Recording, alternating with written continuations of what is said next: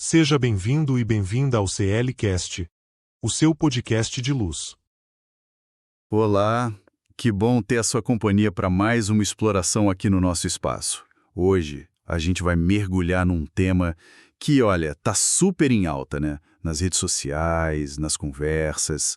A nossa relação com o estar só e o estar acompanhado. É verdade. Parece que, de repente, todo mundo começou a falar de solidão e solitude. Virou, assim, quase um jargão do autoconhecimento, né? Tá em todo podcast, livro. Exato.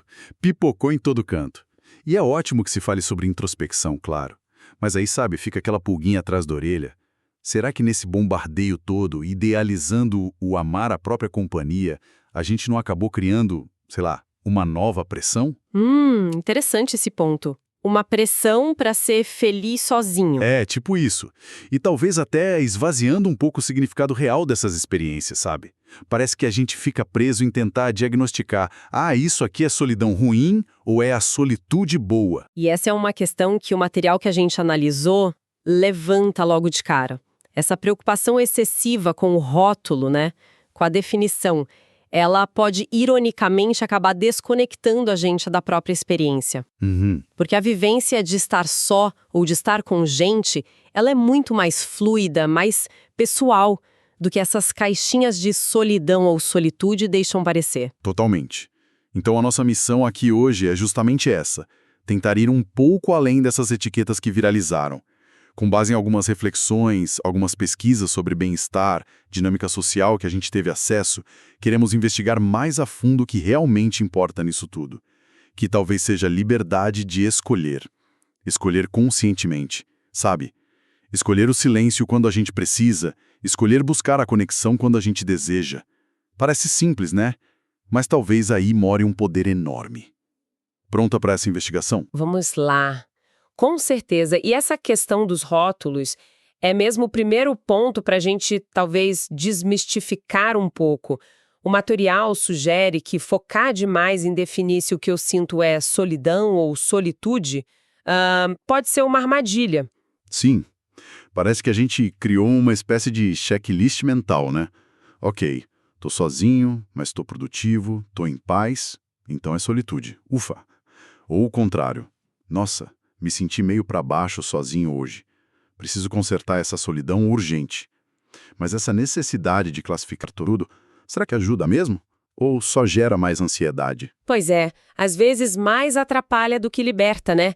E o fascinante aqui, e acho que é o primeiro grande insight que o material traz, é como essa fixação nas definições pode, assim, obscurecer a nossa experiência real, a nuance de cada momento. A vida não é um formulário de múltipla escolha. Exatamente. Não é. E o que o material aponta como sendo realmente transformador não é o nome que a gente dá para o estado em que a gente está, mas sim a liberdade de poder transitar entre eles. Essa capacidade de ativamente escolher o recolhimento quando a gente sente essa necessidade. E buscar a companhia quando deseja de partilha, de troca. E fazer isso, olha, sem culpa. Sem aquela sensação de estar falhando em algum padrão idealizado, sabe? Sim. E sem aquela dependência que às vezes aprisiona, né? Tipo, só sou feliz se tiver alguém. Perfeito. É nessa escolha consciente que, segundo as fontes, reside uma maturidade emocional muito mais interessante do que só saber o nome certo para a coisa. Faz todo sentido pensar por esse ângulo da liberdade. E isso nos leva a olhar para o próprio estar só de um jeito diferente, né? Muitas vezes essa ideia vem carregada de um estigma pesado, quase como se fosse, sei lá, um estado a ser evitado a qualquer custo, um sinônimo de fracasso social. Totalmente, ainda existe muito esse peso. Mas as fontes que a gente explorou trazem uma perspectiva que é quase óbvia, mas que a gente esquece no dia a dia. Estar só é inerente à condição humana. Faz parte. Exatamente. É um dos polos da nossa existência. A gente nasce e morre individualmente, né? E a vida é esse fluxo constante entre o encontro com o outro e o encontro consigo mesmo. Não é um defeito no sistema, vamos dizer assim. É parte do design original. Gostei disso. Design original. Tira um peso, né? Não é um problema para ser consertado. É só uma característica. Precisamente. E aqui é onde a análise fica bem interessante, porque a chave que diferencia a experiência de estar só não é o fato em si de estar fisicamente só, mas sim a intenção e a escolha por trás disso. A intenção, sempre ela, né? Mudando tudo. Muda completamente o jogo. O material distingue muito claramente a solidão que é imposta, sabe? Seja por circunstâncias da vida, por perdas, isolamento social que a pessoa não escolheu. Essa solidão imposta frequentemente traz dor, traz angústia, uma sensação de vazio. Sim, aquela que dói. Isso. E do outro lado tem a solitude que é ativamente escolhida. Essa segunda, a solitude voluntária, é descrita como um terreno muito fértil. Para quê? Para o autoconhecimento, para calma, às vezes até para cura emocional mesmo. E tem pesquisas que apoiam isso, né? Você mencionou que o material cita algumas fontes. Sim, bastante. Por exemplo, artigos da Harvard Health Publishing, eles detalham como o isolamento voluntário, quando é consciente, pode ter efeitos fisiológicos positivos. Eles apontam para uma possível redução nos níveis de cortisol, sabe? Aquele hormônio do estresse. Sei. E também uma ativação do sistema nervoso parasimpático, que é o responsável pelo nosso estado de descansar e digerir. É como se o corpo entendesse esse recolhimento como um sinal de segurança para baixar a guarda. Nossa, então não é só uma sensação boa, tipo, que paz. Pode ter um efeito físico real de desestressar o corpo. Exatamente, é isso que os estudos sugerem. E complementando isso, alguns textos da Psychology Today, que foi outra fonte que a gente analisou, focam mais nos benefícios cognitivos e emocionais. Eles sugerem que esses períodos de solitude escolhida são cruciais para consolidar a memória, sabe, organizar as experiências do dia. Faz sentido. E também para ter mais clareza mental, para resolver problemas de forma mais criativa. É nesse espaço, sem tanta interferência externa, que muitas vezes a gente consegue ouvir as próprias ideias com mais nitidez, sabe? Processar emoções que são mais complexas e, literalmente, como se diz, recarregar as baterias emocionais. Entendi.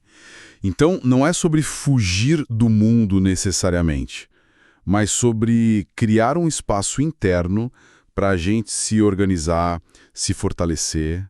A solidão que dói seria essa ausência indesejada do outro, enquanto a solitude escolhida seria a presença intencional de si mesmo. Seria isso? Que bela síntese! É exatamente essa distinção crucial que o material ressalta. A qualidade da experiência muda radicalmente, dependendo se ela é fruto de uma escolha nossa ou de uma imposição de fora. E pensar nessa liberdade de escolher, nossa, ganha uma importância ainda maior no nosso contexto atual, não acha? A gente vive na era da hiperconexão. É estímulo o tempo todo. Notificação pulando na tela, a pressão de estar sempre disponível, aquela sensação de que se você não responder na hora... o mundo acaba. Sim, sem dúvida. O cenário é de um ruído constante, tanto externo quanto interno, né? A nossa mente também fica super agitada com tanta informação.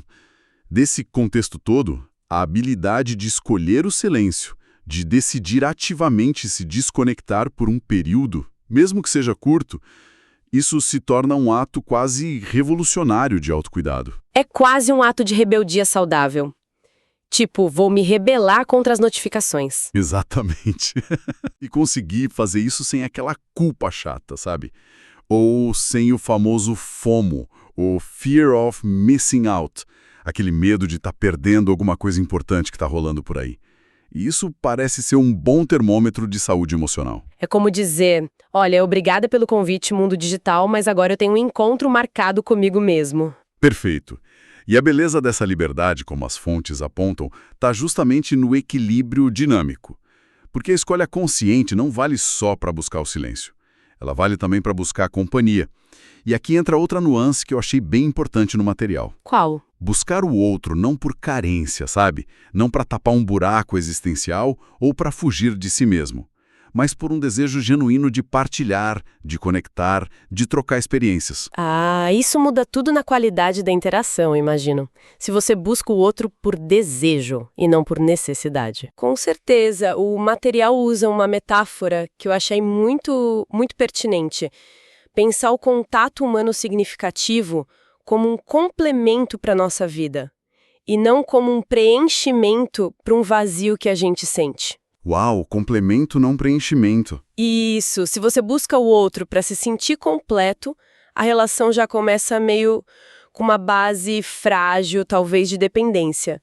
Mas se você busca o outro para compartilhar uma vida que já tem seu próprio valor quando você está só, a conexão tende a ser mais rica, mais leve, mais autêntica. Nossa, complemento não preenchimento, gostei muito disso.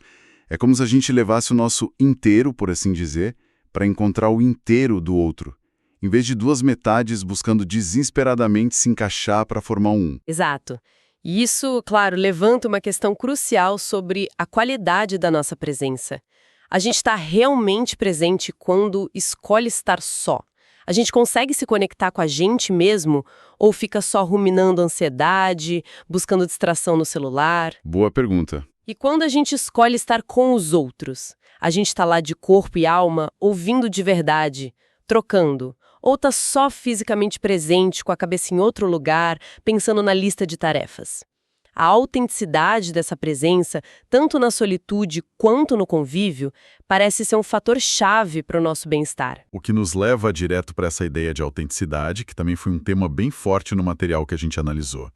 Parece que a conclusão que está emergindo aqui é que não existe uma fórmula mágica, né? Tipo, X horas sozinho versus Y horas socializando.